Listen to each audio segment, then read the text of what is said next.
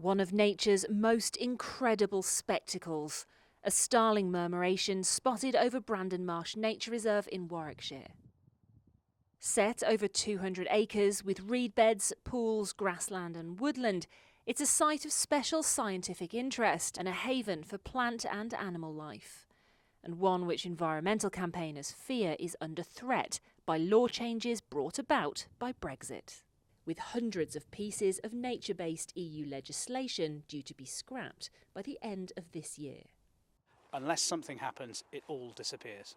That would mean that every single bit of legislation that covers the protection of habitats like here, the wetlands at Brandon Marsh, the species like otters and bitterns that live here, the quality of the water in the River Avon behind me, all of the law that governs chemical pollution, agricultural pollution, but much more than that as well. We're also talking animal welfare law, the amount of pesticides that is legal to be in the food that we eat, all of it disappears. It is complete environmental deregulation. So the Wildlife Trust have called this an attack on nature. Is that really fair? It is fair. It's not only us that's called it an attack on nature. William Hague, hardly a natural opponent of the Covenant government, have called it an attack on nature as well, and a completely unnecessary one as well. What is the reason for doing away with all of this legislation?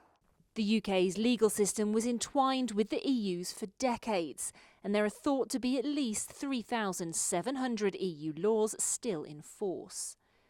But under the EU retained law bill, they'll expire at the end of this year unless they are explicitly replaced, restated or updated.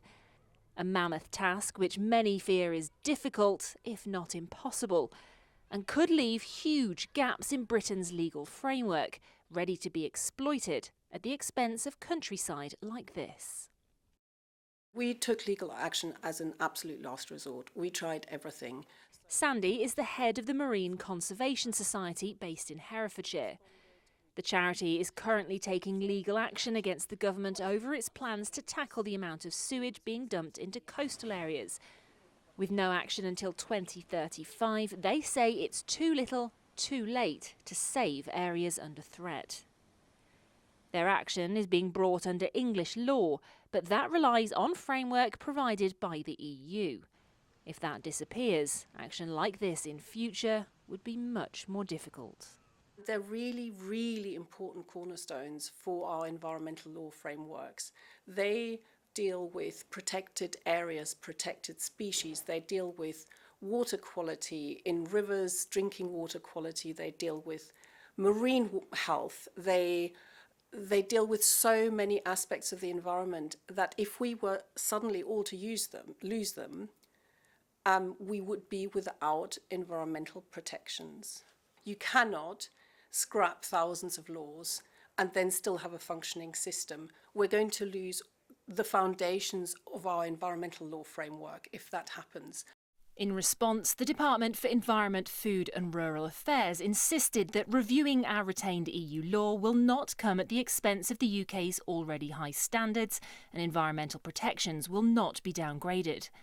They added, "We have set new legally binding targets under the Environment Act, including to halt and reverse nature's decline. These stretching targets and the Office for Environmental Protection and new watchdog will protect and improve the environment." But any new laws will need to be passed quickly.